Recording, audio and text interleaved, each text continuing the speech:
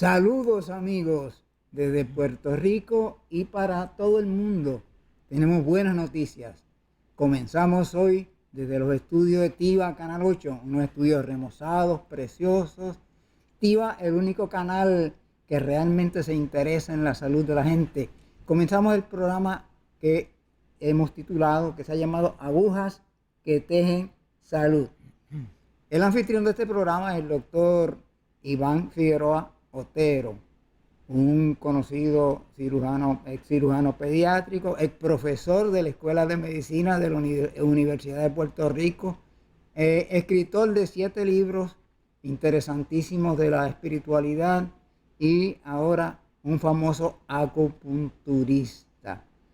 Este programa está dedicado no solamente a la acupuntura, vamos a hablar de muchos temas. Vamos a hablar del cáncer, vamos a hablar de la diabetes, vamos a hablar de la inflamación del sistema digestivo y de todos aquellos temas que sabemos que a nuestros televidentes les interesan mucho.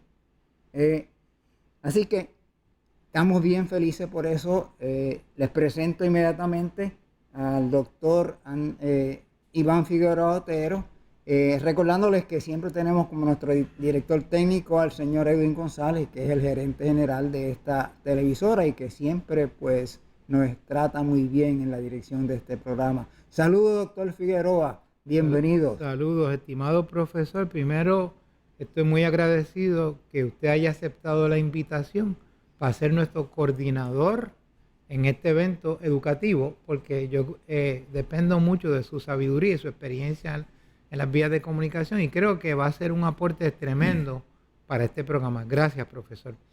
Quiero primero agradecer a TIVA TV, a su fundador, el doctor González Chacón, porque son las herramientas que me han permitido a mí, un médico, participar dentro de sus metas de salud. Y yo creo que ese proceso ha sido uno de aprendizaje mutuo. Estoy muy de acuerdo. Hemos aprendido mucho, tanto el concepto de TIVA, doctor Norman y yo. Yo creo que yo he aprendido más de doctor Norman que él ha aprendido de mí. Pero me siento muy agradecido y él debe entenderlo. Y segundo es que nos hace falta, profe, seguir participando con él. Yo espero que algún día nos dé una sorpresa y sean nuestros invitados sorpresa. Porque los temas que yo voy a tratar de elucidar, que es integrar el concepto bíblico, cristiano tradicional, con el concepto universal o científico o de las vías que vamos a discutir, es un proceso que él domina con mucha facilidad.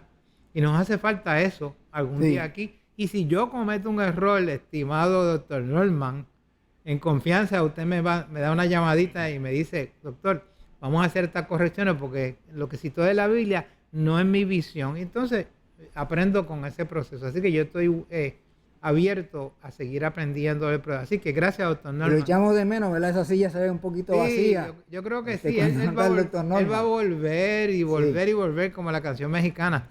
Y lo estamos esperando porque nos hace falta a todos, a su público y a nosotros aquí que pasamos muy bien con las controversias que hacemos amorosas entre nosotros mismos y aprendemos. Pues, profe...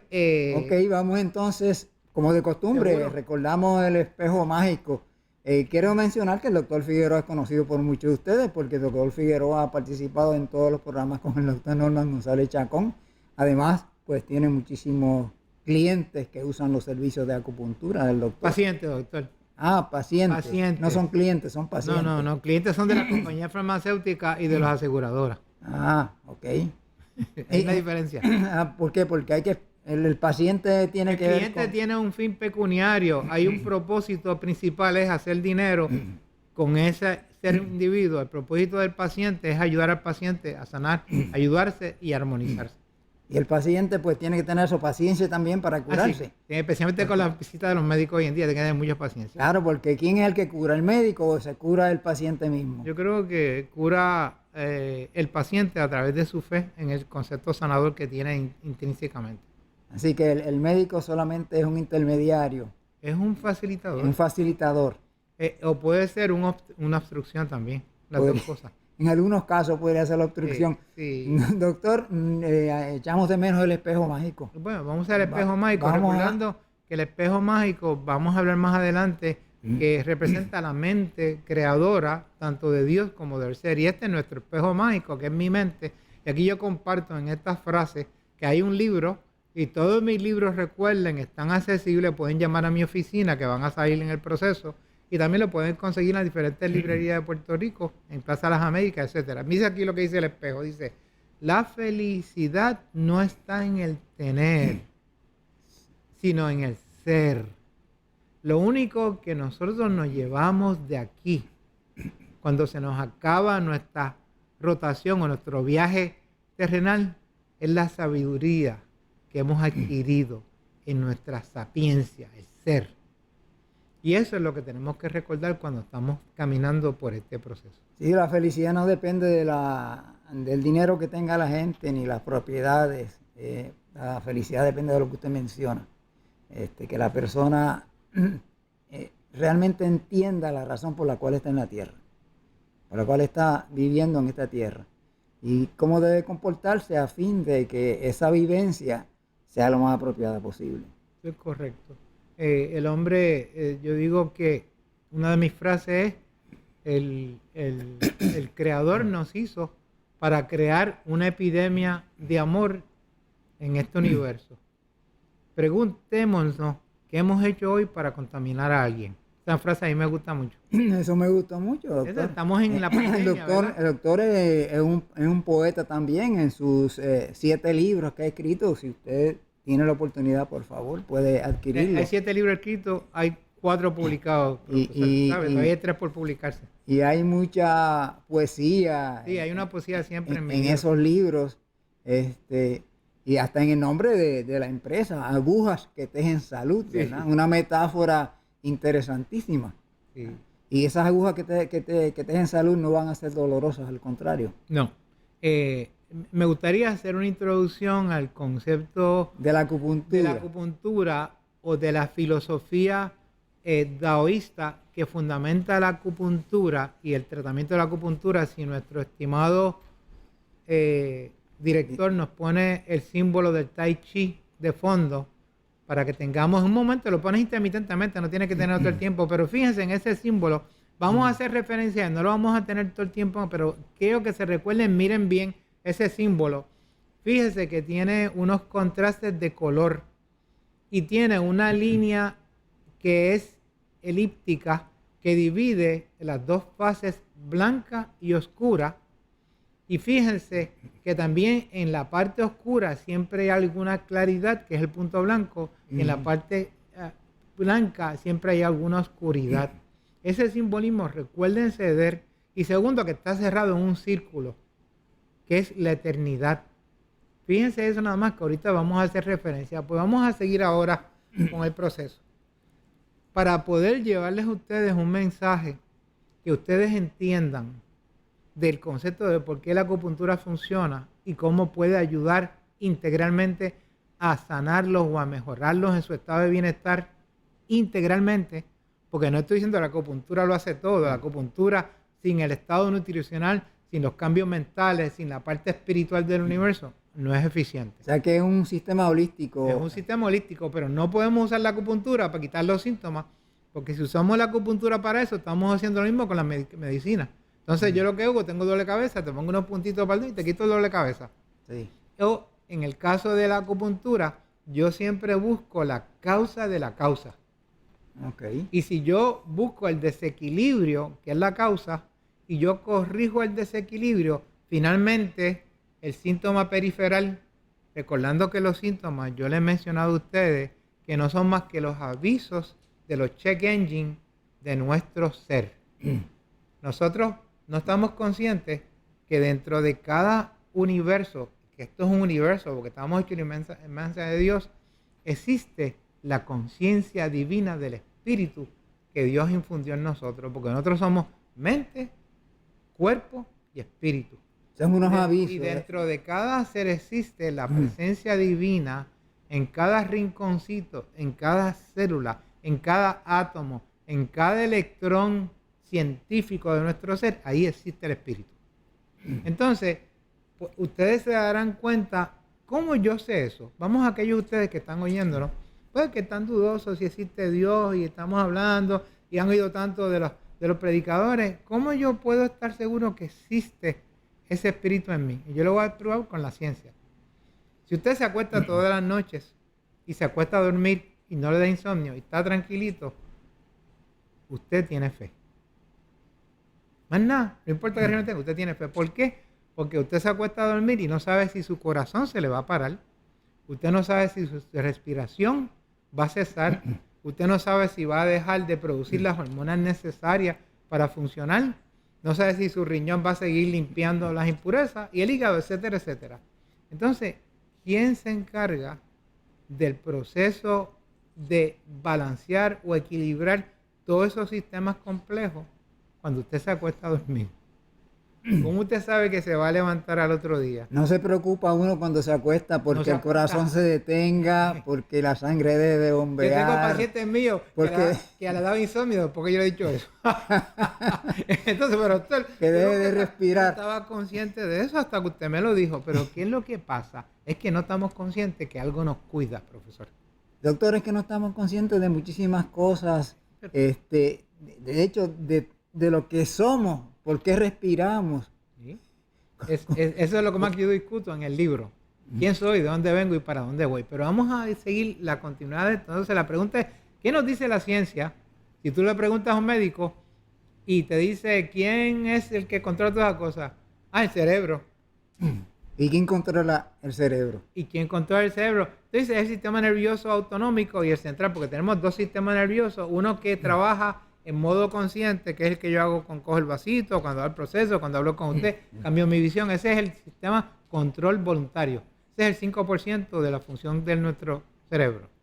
Pero el 95% es automático, inconsciente, que se llama el sistema nervioso autonómico. Y el autonómico se llama simpático y parasimpático, y ese controla todas las funciones de los órganos. Y eso la ciencia lo sabe. Pero entonces la pregunta que usted hizo es muy inteligente. ¿Y quién controla al sistema nervioso autonómico? En mi libro de medicina, eso yo no lo encontré. Pero eso lo controla la conciencia espiritual del ser, tu ángel guardián, tu alma, que es la que controla tu cuerpo y rige tu vida. Ese es el que te mantiene constante y alertándote. Y es en cada célula del organismo que existe la conciencia del espíritu. Eso es lo que yo amo en mis libros, el Hijo de Dios dentro de la célula, que es el Hijo del Hombre. O sea, tenemos el componente dual del universo, hombre y espíritu, Hijo de Dios, que viene de la pureza del Creador, y el Hijo del Hombre, que indirectamente viene de la creación también. Y los dos están viviendo en conjunto. El balance correcto de la felicidad humana es guiar la mente, ese concepto que es mente, que no se ve y está en todas las partes, por la ley del amor que rige al espíritu. Cuando el hombre vive regido por la ley del amor, que es el espíritu, está en plenitud y vive en la bioética. Tiene conciencia bioética, que Dr. Norman siempre enfatiza eso. Eso es vivir en la bioética, eso es estar consciente de la vida, eso es vivir en el amor, sabiendo que dentro de mi ser existe eso. Ahora, ¿qué es lo que hace esas componentes conscientes que tenemos dentro de nosotros? Cuando yo empiezo a mandarle, yo tengo un carro, un automóvil, y nuestro auto es el maquinón más grande que hay en el mundo. Está hecho a perfección, está hecho con los mejores materiales inicialmente, ya lo hemos de tirar un poquito. Y entonces necesita una gasolina premium. Perfecta, diseñada para ese auto. Pero no tolera más que la premium. Si yo le echo el aceite malo, si no hago el proceso, si yo no doy el mantenimiento, si no hago los ajustes apropiados, de ir a la iglesia, de meditar, se daña igual, de perdonar, de vivir la vida en el proceso, de yo entender al prójimo como a mí mismo, amás. Entonces, mi sistema empieza a disfuncionar y empieza a pistonear. Y sobre todo una parte bien importante, doctor, que es la gratitud, que más adelante vamos a discutirlo en algún momento. Pero yo pistoneo porque mi cuerpo no me permite que yo le dé la gasolina apropiada. Entonces, la gasolina apropiada es la que él estableció en la ley del amor y en la Biblia y en todos los libros sagrados que han escrito. ¿Cómo es que el hombre debe nutrirse? Y la nutrición, que es en pensamiento, palabra y obra, puede recibir por la boca, puede ser lo que respiramos, puede ser lo que vemos, puede ser lo que oímos. Son diferentes maneras de nutrirnos. Si yo me nutro tóxicamente con productos animales que no están hechos para el hombre nutrirse, si yo me nutro con porquerías y groserías visuales y pensamientos adecuados y odio y emociones de venganza, entonces mi auto empieza a pistonear severamente. Entonces mi organismo, a través de la conciencia de mi espíritu, empieza a mandarme alarmas para que yo rectifique. Oiga, doctor, dígame. Eso es importante porque mucha gente se acuesta después de ver programas de violencia o después de ver noticias terribles, ¿no? ¿Y cómo puede ser ese sueño de esa persona? Pues imagínense lo que va a pasar, porque entra muchas cosas sin filtrar y se hacen parte del sueño. Entonces, lo que estaba diciendo es que entonces mi conciencia, mi espíritu, me da mandando alarmas que son los síntomas que llamamos por ahí, y esas alarmas empiezan susurrando, porque con amor te avisa, mira, como un nene chiquito, pórtate bien, un jaloncito por aquí, en el proceso, y si no le hago caso, me sube la voz y me mete un cocotazo para que crea grupos de síntomas que crean enfermedades, y finalmente si yo no le hago caso y pasan los años y yo no hago caso a las alarmas de mi espíritu, se desarrolla una enfermedad severa tal como el cáncer y en otras enfermedades que son incurables en la filosofía moderna, y aparece entonces la enfermedad. Entonces está entendiendo que nosotros vamos creando nuestras enfermedades por no oír las alarmas de nuestra conciencia espiritual. Y eso es lo importante que debemos entender, que todos somos responsables por nuestras enfermedades y no echarle la culpa al mundo alrededor o a la falta de la medicina o al que el gobierno no te cuida o que no tienes el proceso apropiado o que no tienes dinero, porque el pobre puede vivir bien si come bien y se comporta bien y hace su ejercicio. No tiene que meterte en un gimnasio para hacer un ejercicio. Vete al campo y vete a hierbar y vete a crecer plantas. Vas a hacer ejercicio. La vida. Vete a la playa, que es gratis, y te metes en la playa y te das un baño que te santigua literalmente. Ahí contribuya con su escuela, vaya si saque y deshierve la escuela. Muchas maneras. O sea, hay un montón de ejercicios. Para que no hagamos caso omiso. Entonces, cuando nos encontramos en la enfermedad, ay bendito, Dios mío, ayúdame. No, entonces decimos que Dios nos olvidó, que Dios nos dejó. Que nos olvidó y que no existe el Dios. Y que nos castiga por que yo hice, que Dios me está castigando. Pero mire, yo veo eso en mi oficina. Continuamente. Se me olvidó darle las gracias a mis pacientes, profesor. Y es bien importante. Porque mis pacientes, con sus testimonios, aprende. Y su respuesta a los cambios que yo he aprendido con Dr. Norman y a la visión que yo estoy dando en mis libros, en su respuesta aprendo con ellos. Yo tengo que darle gracias a todos mis pacientes, aquellos que me están viendo. Recuerden, a todos los que invité, que son unos cuantos, pues recuerden que yo les debo a ustedes gran parte de lo que estamos compartiendo en el proceso. Pues entonces ahí vemos un esquema que nos responsabiliza por nuestra enfermedad y no podemos echarle la culpa a nadie. Entonces lo que tenemos que corregir y empezar a corregir y a oír las alarmas para dejar de hacer las acciones que nos están enfermando. ¿Por qué comer de reino vegetal y no de reino animal? Es bien sencillo, porque el único que tiene la gasolina premium, que se llama los carbohidratos, las azúcares, el único que tiene en su contenido accesible para la digestión es el reino vegetal. Porque yo nunca he visto ciencia que me diga que en la grasa y en las proteínas hay azúcares. No existe. ¿Y por qué comerse las proteínas por carambola? O sea, no, lo que pasa es que se pueden comer las proteínas. Sí, pero por carambola no, doctor, porque se come la carne. Sí. Y la carne, no hace falta. No hace falta, porque la vaca que se comió esa carne, el toro, se comió los carbohidratos. Se comió los carbohidratos de la tierra, de la hierba. Pero la consecuencia de yo comer lo que otro se ha comido, que no ha generado la energía pura del universo, del sol, a través del reino vegetal, es que yo paso más trabajo en asimilar las azúcares. Por ejemplo, pero me dice la ciencia, pero es que la grasa tiene mucho más energía por densidad, por gramo, que los carbohidratos. Digo, es cierto, pero está en una forma indigerible.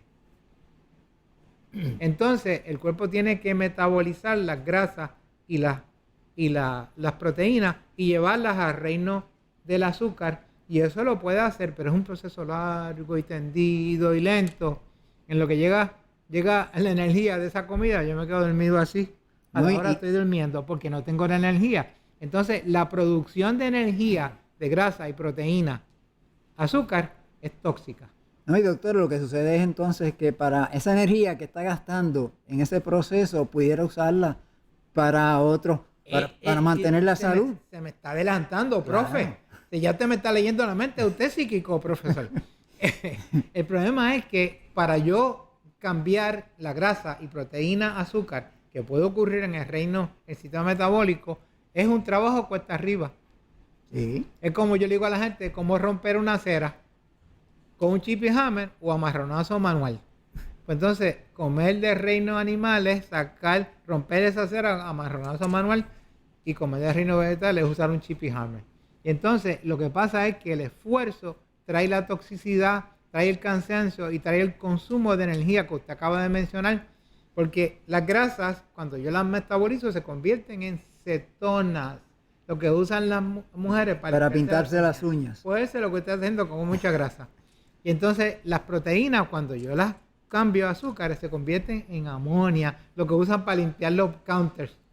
Y la amonia, esa amonia es lo que ustedes están. Entonces, ¿qué va a hacer el cuerpo con la amonia y con la acetona? Botarla por el riñón, botarla por el hígado, botarla por la respiración, la acetona. Entonces, eso es un trabajo. Entonces eso se llama desintoxicarnos.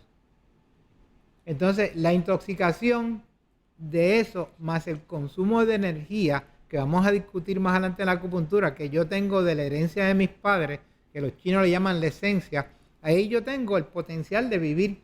Si mi padre vivió 80 años, tengo un potencial. Si mi madre vivió 75, tengo un promedio entre esos dos. Ese es mi promedio, porque me dieron una batería de reserva. Cuando ellos procrean, me dejan a mí, me mandan esa esencia. Y esa es la que yo tengo que, como una cuenta de banco, tener cuidado cómo la gasto. Porque si no malgasto, me estoy cortando días de mi vida y a veces años. Por eso ya saben que si uno bebe alcohol, que si uno fuma, que si es el vicio, uno se corta 15, 20 años de la vida. Eso ya se sabe. Busque ese promedio de vida de esas personas. Entonces, lo que estamos es gastando nuestra energía innecesariamente. Entonces, esa intoxicación es lo que llamamos, profesor, inflamación. Ahí viene la palabra, me inflamo, me intoxico. Y de eso doctor Norman se pasa hablando y machacando. Dejen de inflamarse, dejen de comer porquería. Esas proteínas le dañan el sistema, le dañan el genoma, la herencia de nosotros biológica, nuestra historia biológica, el potencial del gran hombre que está dentro del ser, el nuevo hombre que habla de la Biblia, no se va a hacer comiendo comida animal, porque nos estamos intoxicando. Y ya ustedes saben que hemos hablado aquí que la epigenética, que vamos a hablar en otra ocasión de eso, la epigenética va a influenciar cómo se manifiestan las mutaciones negativas o las positivas que yo tengo en mi genoma, en mis genes. Entonces, si yo tengo una tendencia a cáncer en mi familia, de seno, y yo me comporto y hago todo lo que puedo, y me como los cuchiflitos, y me como las costillitas, y como todas esas cosas por ahí inapropiadas, yo estoy promoviendo que esa tendencia de mutación aparezca en mi ser. Y la ciencia está descubriendo esto. La dieta de mujeres que comen altas en grasa tienen más incidencia más alta de cáncer de seno y más metástasis. Un estudio que vamos a discutir ahorita, lo mencionamos, ¿verdad? Sí. Entonces, fíjense cómo el proceso, todo va cayendo en su lugar. Yo me he intoxicado, yo me he enfermado por mi negligencia. Y entonces, la única manera de corregir eso es cambiando nuestro estilo de vida, comiendo de reino vegetal, porque es el reino que menos yo paso proceso en trabajo para producir el azúcar. El azúcar no es la refinada de yo comer jugos dulcecitos, no. Es el azúcar que yo proceso compleja cuando yo como los vegetales, cuando yo como las viandas y la voy procesando lentamente para que cada una de mis células, que es la gasolina, trabajen funcionalmente. Ya con eso nada más yo disminuyo la inflamación disminuyó la incidencia de cáncer de anaplasia o tendencia neoplástica de las células y disminuye la incidencia de cáncer. Ustedes pueden buscar los estudios de la adventista de Loma Linda, California, los países que son mayormente vegetarianos, las dietas que son balanceadas como la China, que coman el proceso, tienen mucha incidencia de disminución de enfermedades cardiovasculares y cáncer comparada con las que no son así. Eso es data científica. ¿Por qué somos testarudos y no hacemos caso a esas cosas? Y preferimos hacerle caso a los anuncios de televisión que las dietas, como tomarse 6 o 8, como decían antes, 6 o 8 vasos de leche al día, era bien saludable. Y que si no usamos los aceites vegetales, usen los aceites vegetales de la soya y de todo ese tipo de productos que hay por ahí, que son buenos para freír, porque esos son sanos, son bajos en colesterol.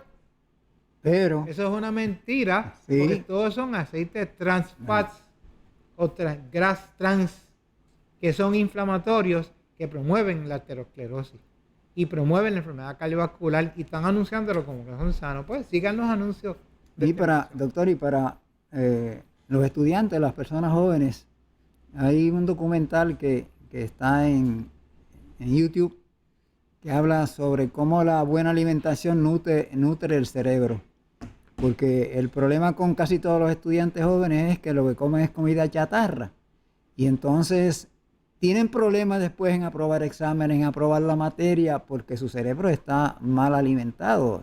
Ahí no hay nuevas conexiones en ningún momento. La célula cerebral necesita el azúcar como combustible principal, no en exceso, en balance. Y segundo, ciertas grasas específicas, como unos omega, que son importantes para esa función, pero eso se consiguen en la nutrición vegetariana. Claro. Si notan eso, entonces están los químicos, lo que hacen es, todas esas toxinas interrumpen el proceso de conducción nerviosa.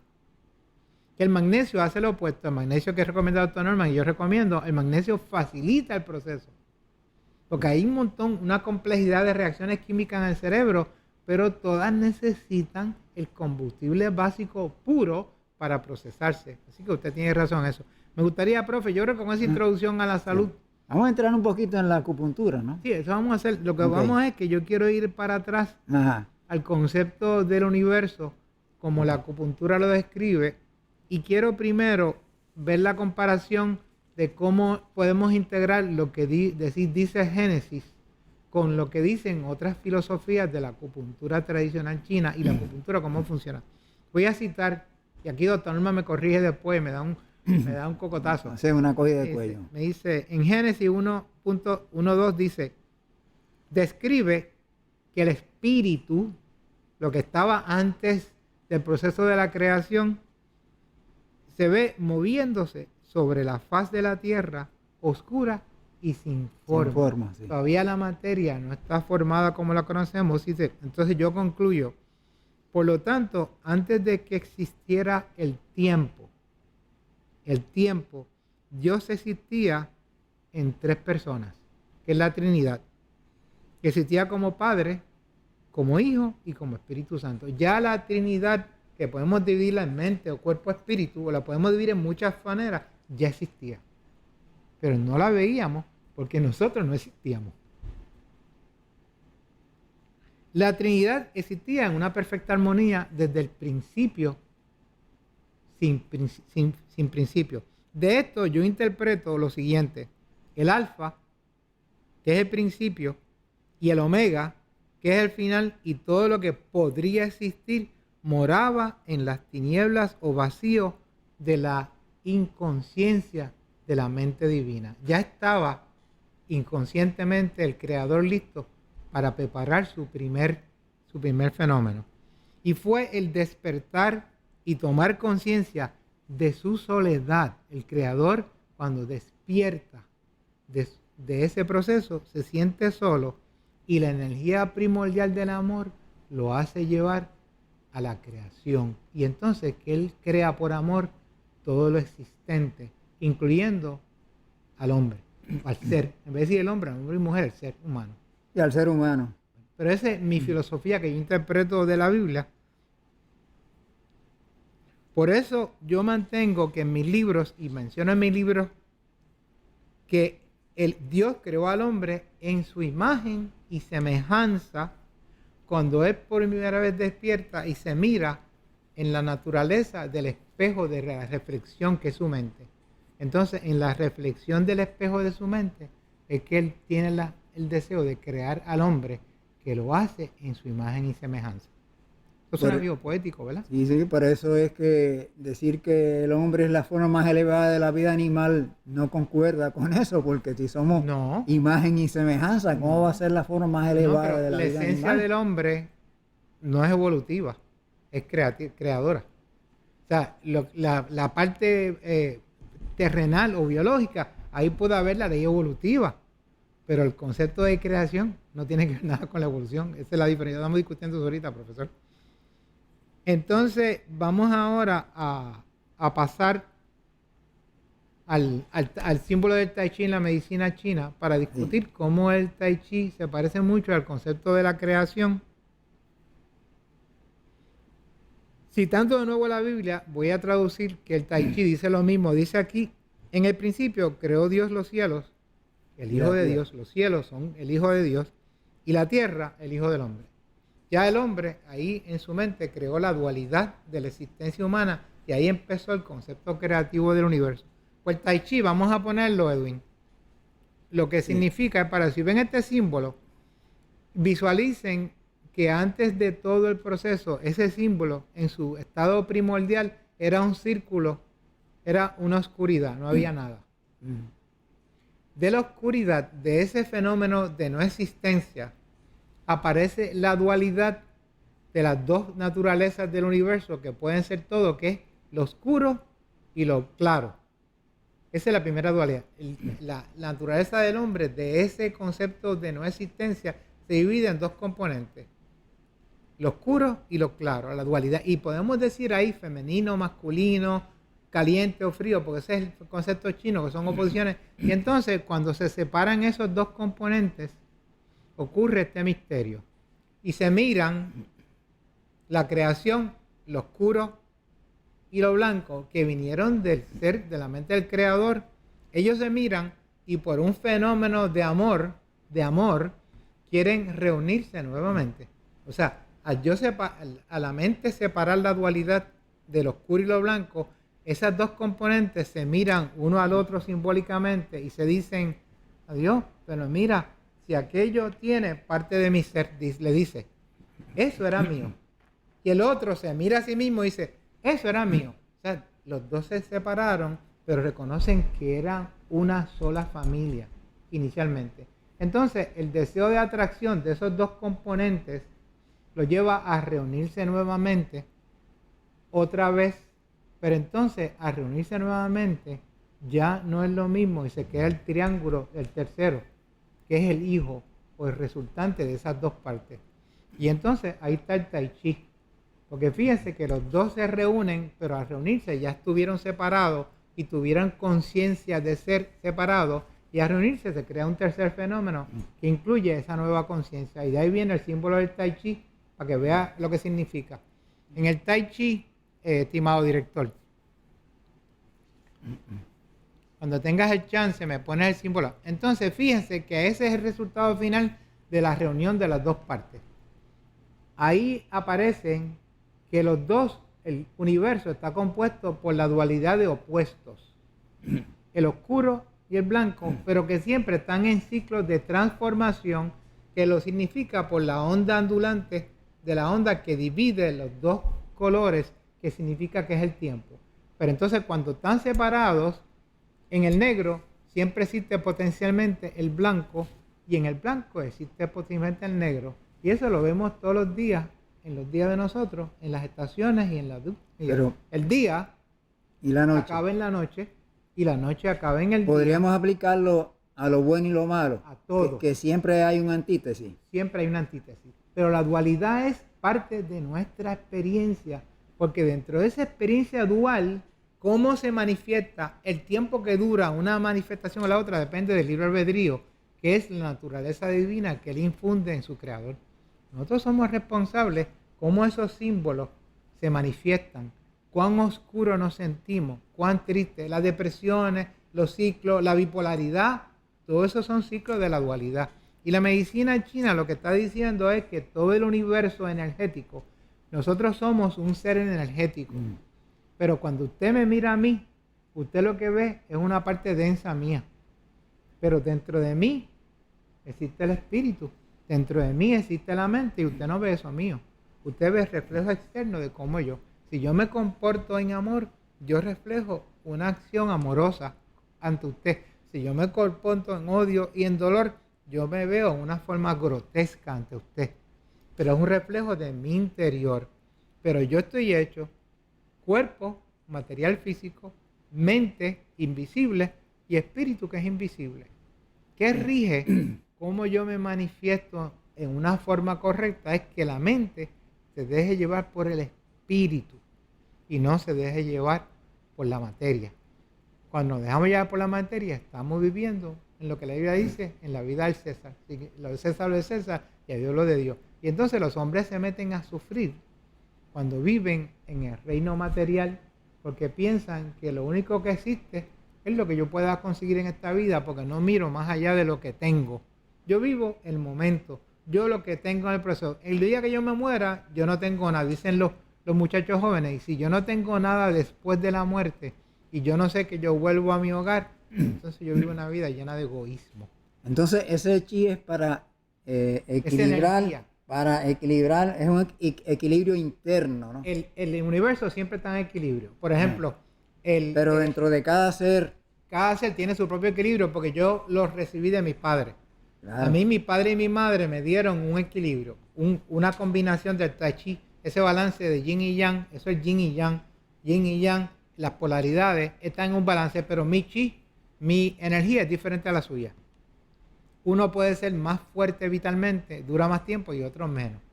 Hay unos que somos más saludables, unos somos más fuertes para ser atletas, unos somos más fuertes mentalmente para ser intelectuales. Entonces el chi en 24 horas va cambiando y los órganos están balanceados de acuerdo al chi y la energía va a cambiar de ciclo, va a estar más fuerte en diferentes órganos a diferentes horas. Por eso el acupuntor sabe si el hígado está débil, cuándo él va a hacer la acupuntura y cómo va a hacer la acupuntura para balancearlo. El acupuntor lo que busca es buscar el equilibrio de energías duales de yin y yang para el momento de ese paciente, diagnostica cuál es el desequilibrio que él tiene, la enfermedad que él tiene, que en este caso va a ser órganos que se enferman, corazón, hígado, todo eso, el cerebro, todas esas estructuras se enferman, toco con mis pulsos, toco los pulsos, examino la lengua y determino cuáles son las deficiencias que él tiene. De acuerdo con eso, con la acupuntura, yo voy equilibrando el proceso para llevarlo al balance ideal de esa persona. Esos son los meridianos. Los meridianos, porque el cuerpo humano, los chinos tuvieron que buscar la manera de entender la energía.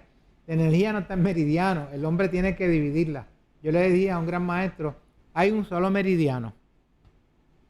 Y en ese meridiano están todos los componentes, pero yo no puedo describirlo si no lo divido. Entonces el hombre viene y divide los meridianos en 12 meridianos, o en tantos meridianos.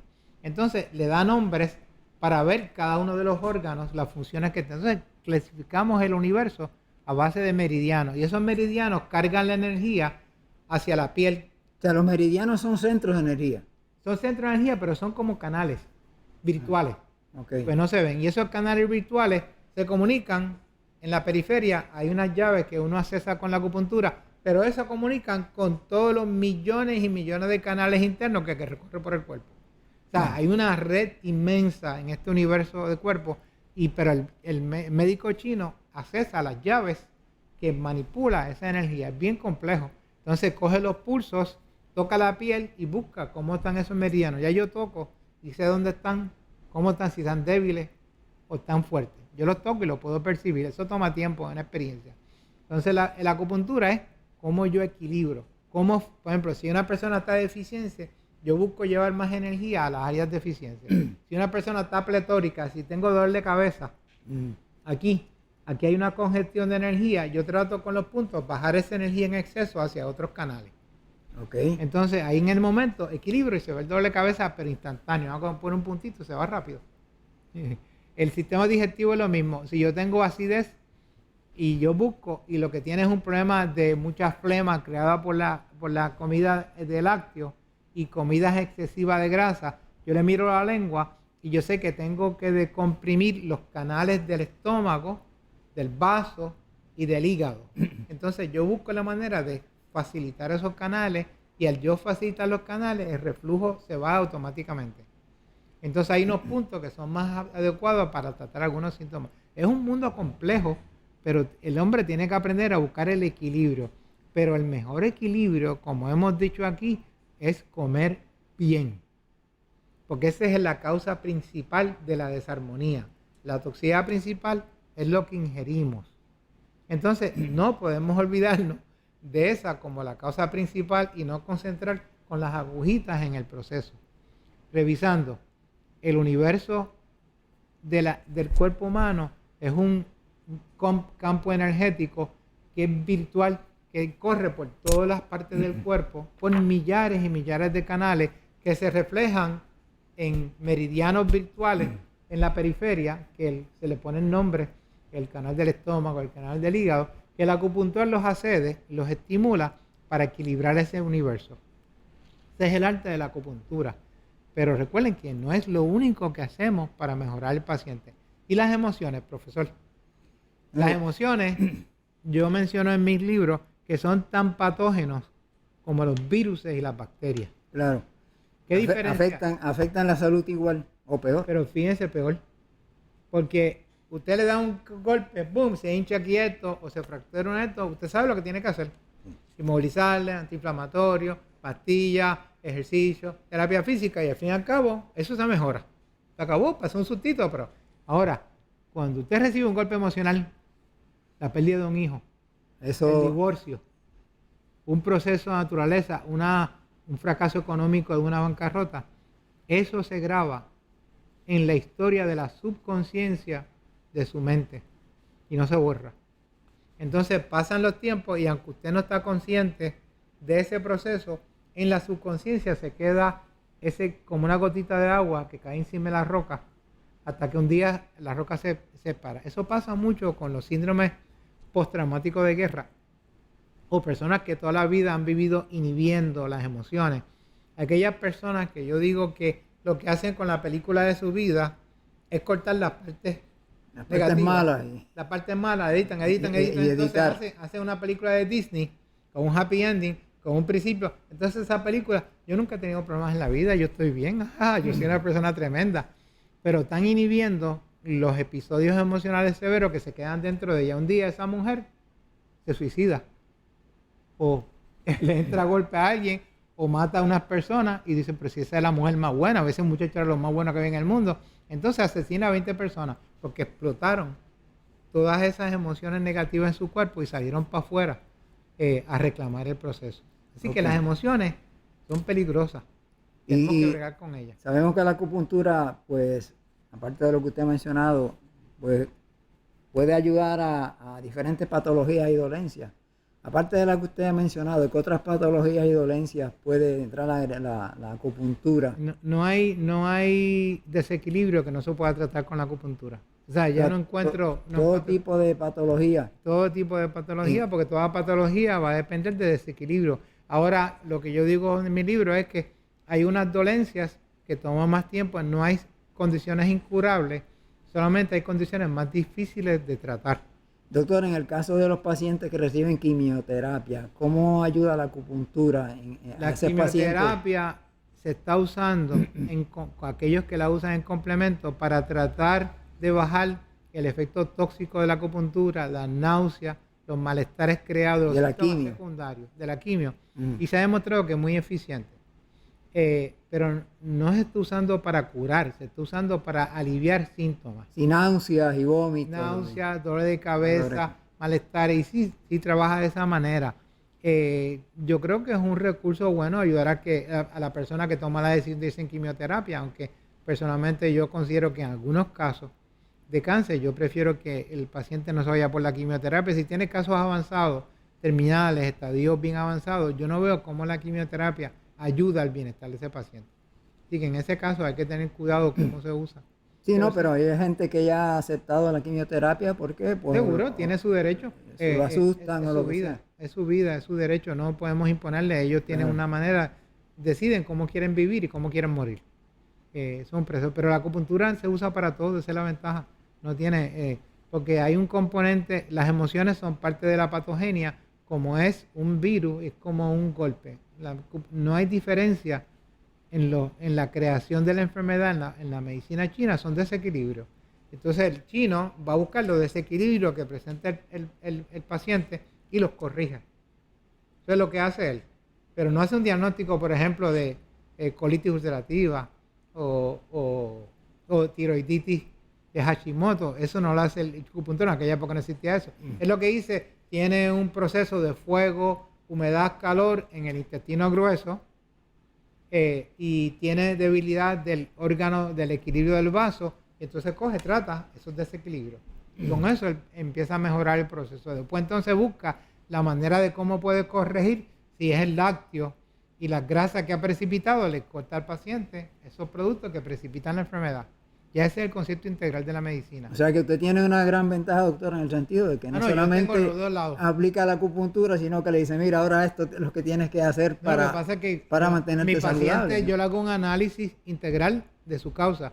Lo único que yo no hago, que tengo que aclarar, yo no tengo la experiencia de hacer iridología. Yo leo la lengua y cojo los pulsos. A mí me dice esa información indirecta lo que dice la iridología a nuestros colegas, pero yo no hago iridología. Mi concepto es coger los pulsos, mirar la lengua y con eso yo voy a hacer el historial, lo que la persona me cuenta, sus síntomas en ese proceso. Esa es la manera en que hacemos el acercamiento. Pero entonces la pregunta va dirigida a los oyentes que se van a dar un tratamiento de acupuntura, pero que siguen comiendo y bebiendo todo tipo de paciente productos. no dura mucho en mi oficina. No. No, ¿para qué yo lo voy a seguir viendo? Yo igual que doctor Norman, en ese sentido somos muy parecidos. No toleramos irresponsables, perdonando. No, irresponsables no te hablamos. Yo no trato irresponsables. Yo les enseño, los educo, les doy las herramientas para si siguen haciendo lo mismo, lo doy de alta en la oficina porque yo quiero ser paciente. No estoy haciéndole un bien. Es que hasta el sistema empuja eso, porque hay, de hecho, en el aire, en televisión, era un anuncio de una de estas patrocinadoras de tarjetas de salud, donde la persona va un médico un día, el lunes, va a otro médico el martes, va a otro médico el miércoles, otro médico el jueves. Como bueno, eso como algo bueno. Y eso lo dan como el unique selling proposition, como dicen los publicistas, la propuesta única de venta de esa empresa. Conociendo la experiencia de testimonio de mis pacientes, eso crea una confusión biológica, material y espiritual en esos seres, que los confunde más. Porque los médicos van a ver una perspectiva diferente cada uno y hacen un diagnóstico diferente. Algunos concuerdan. Pero yo ahora vi un paciente psiquiátrico y los médicos que él vio, todos le hicieron eso. Y él decidió medicarse por su cuenta con tratamiento psiquiátrico. Con fármacos psiquiátricos, pues ninguno de los médicos le puede decir lo que tenía. Y fíjate, el médico fue el paciente fue el que tomó la decisión. Es interesante esa visión. Entonces, confundimos al paciente. Yo he visto pacientes en mi oficina que le ponen el diagnóstico de lupus y llevan 20 años con ese diagnóstico. Y cuando yo voy a la oficina, yo no le encuentro ese diagnóstico. Lo único que tiene es un laboratorio positivo. Pero cuando hago el historial de sus síntomas, nunca tuvieron el lupus clínico. Y toda la vida tuve tratamiento con diferentes fármacos, pues, profilácticos, incluyendo cortisona. Y ahora ya están mejorando sin esos fármacos. Me dice, doctor, todo ese tiempo yo pensaba que tenía lupus. Y dice, sí. Pero fíjense, esto no se hace de maldad. El sistema promueve el diagnóstico de laboratorio. Los médicos cada día dependen más de placas y laboratorios y menos de examinarte y tocarte. Yo sé la experiencia suya, pero muchos médicos no te hacen un examen completo. Como cada médico va a tener su filosofía propia, ese paciente que va el lunes a donde uno, el martes a donde otro. El que va al especialista del pulmón, lo que está viendo al frente es un pulmón. El que va al especialista del riñón, lo que está viendo al frente es un riñón. Y no estoy generalizando a todos los médicos, por favor. Mis colegas, yo los respeto. Pero en general, muchos especialistas, incluyendo yo que fui un especialista, cogemos un camino muy enfocado de la salud. Entonces, esos 6, 7 médicos que ven, pueden recetar 6, 7 medicinas y esa medicina no las integra a nadie porque puede ser unos conceptos que trabajen una en contra de la otra. Y no se sabe porque no hay un coordinador, que debe haber siempre un médico de cabecera que coordine esos efectos. Inclusive es ilógico desde el punto de vista económico, porque ese paciente le va a costar mucho más a ese plan. Si está comprando 7 medicinas, 6 medicinas todas las semanas porque está yendo a un médico diferente todas las semanas. Bueno, lo que pasa es que también el plan está en colusión con la farmacia, pero la farmacéutica gana dinero. La compañía farmacéutica genera dinero. Es la única explicación. Entonces los pacientes se mantienen enfermos y hay más necesidad de usar planes médicos. Por lo tanto, es la oferta y demanda, profesor. Sí. O sea, en realidad la enfermedad promueve la enfermedad. Y si la medicina y los planes médicos le interesara hacer medicina preventiva, ellos mismos se estarían matando porque eliminarían enfermos o clientes, que usted llamó ahorita. O sea, por mala suerte, ellos prefieren que la gente se mantenga enfermo, hay que decir. Eso yo lo he hablado con personas de la industria, me dicen, es verdad. Eso es así. Doctora, ¿algo más en cuanto a la acupuntura? O no sé qué tiempo tenemos todavía. Bueno, la acupuntura, lo que yo finalizando, redondeando un poquito la acupuntura. La acupuntura diagnostica desequilibrios de la circulación del chi energético, que descubrimos que era yin y yang. Sí. Y cada persona tiene un apellido, yin y yang. Y cada persona, usted los mira, aquellos que son hiperactivos, usted sabe que tienen yang, que es el concepto caliente y activo, y el yin se balancean, pues están en desarmonía. Así que lo que uno busca es buscar controlar el desequilibrio y no tratar la enfermedad, porque la enfermedad es un diagnóstico moderno. Entonces hacemos un diagnóstico sindrómico de síndrome y yo califico eso a base del equilibrio. Hay un montón de formas de hacerlo. Entonces de esa manera yo trato de corregir el desequilibrio, pero siempre buscando cuál es la causa. La causa puede ser un estado emocional. La causa puede ser una enfermedad que adquirió en su juventud. Hay muchas causas y ahí empezó el desequilibrio que creó una cadena infinita. Entonces yo tengo que ir a buscar a corregir ese punto de desequilibrio y a corregir los estilos de vida que está haciendo que promuevan esa enfermedad, ese desequilibrio. Así que esa es la manera. Y la aguja, que la gente quiere saber qué hace la aguja no tiene medicina. La aguja lo único que tiene es la intención terapéutica del que la pone. Esas agujas no causan dolor, ¿no? No son dolorosas porque son tan finitas, pueden molestosas por algunos asuntos. Pero cuando yo pongo una aguja, yo lo que quiero, la intención es equilibrio, o quiero fortalecer unos órganos, quiero debilitarlos, sedarlos, se llama sedarlos. Entonces mi intención terapéutica es importante en lo que el mensaje que yo mando, porque el pensamiento menea la energía del paciente. Entonces la causa, la que facilita el proceso terapéutico es el paciente, porque es la conciencia del paciente, el espíritu interior del paciente que guía el proceso terapéutico que hemos discutido. Eso es lo que le facilita. Yo pongo las agujitas, tengo mi intención, le explico a mis pacientes, pero es el paciente que guía su proceso de recuperación. Porque interiormente él sabe lo que pasó. Eso está guardado en la memoria de su espíritu sabe todo el proceso de la vida. Así que está la combinación entre el componente de fe, está el componente de la intención del terapeuta que guía el proceso terapéutico. Pero son agujitas que te dejen salud, porque lo que hacen es menear esa madeja de energía y equilibrarla. Pero no hay nada en la aguja. La aguja no tiene nada misterioso. Entonces, lo único que tiene es la intención mía que la paciente se mejore. Es lo único que tiene la aguja. Muy bien. Doctor, pues, nos tenemos como 10 minutos, 5 minutos todavía. Dígame, queda como 5 minutitos, dígame. Tenemos 5 minutitos.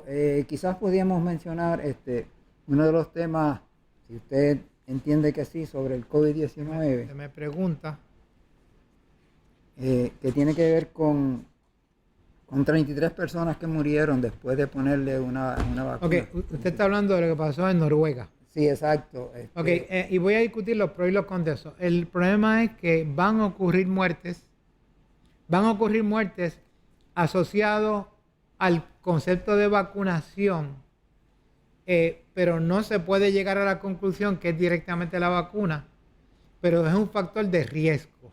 Entonces, se puede afirmar que hubo una muerte después de esa vacunación que debe preocuparnos para investigarla, pero no podemos afirmar que esa es la causa de la muerte. Claro.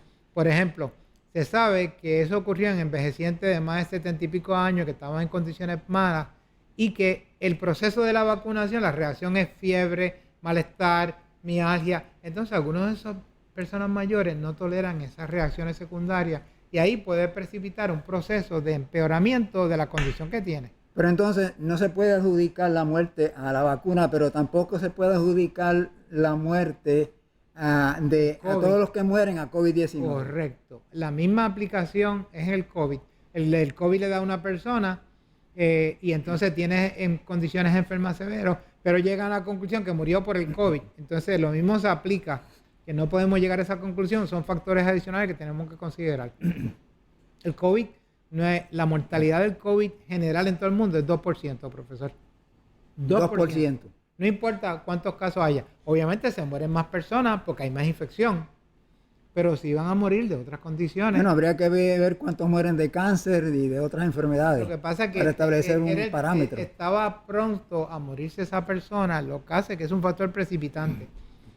Pero entonces el problema que yo critico es por qué vacunar a una población que no tiene riesgo de muerte, que es el casi el 98%, porque digamos que el 2% no muere. ¿Para qué vas a vacunar a toda esa población? ¿Por qué no vacunas a los de alto riesgo? Si vas a vacunar, ¿por qué no haces el aislamiento a los de alto riesgo? O sea, ¿cómo proteger a los de alto riesgo? Pero ¿por qué vas a los pobres nenes por ahí con 2 años caminando con mascarilla? Digo, señora, pero si un nene no tiene ningún peligro, usted está resultando... Los nenes están aumentando el riesgo de ansiedad. Ahora mismo el Hospital San Jorge anunció que tiene saturadas las camas del Hospital Psiquiátrico de Ese es otro tema que vamos a discutir el próximo martes, ¿verdad? La ansiedad que causa. La ansiedad creada, que es creada por la industria, es creada por los medios, sus colegas. Sí. Aquello que usted educó, que parece que no le hicieron caso. Eso es así. Bueno, el tiempo se nos ha terminado, doctor. La conversación está sumamente interesante, pero prometemos que vamos a continuarla todos estos próximos martes con diferentes temas. Hoy pues pudimos cubrir básicamente un tema, pero tenemos otros temas como el cáncer y muchísimos otros que estaremos cubriéndolos en las próximas oportunidades. Por su atención le damos las gracias. Hasta la próxima oportunidad y buena salud para todos.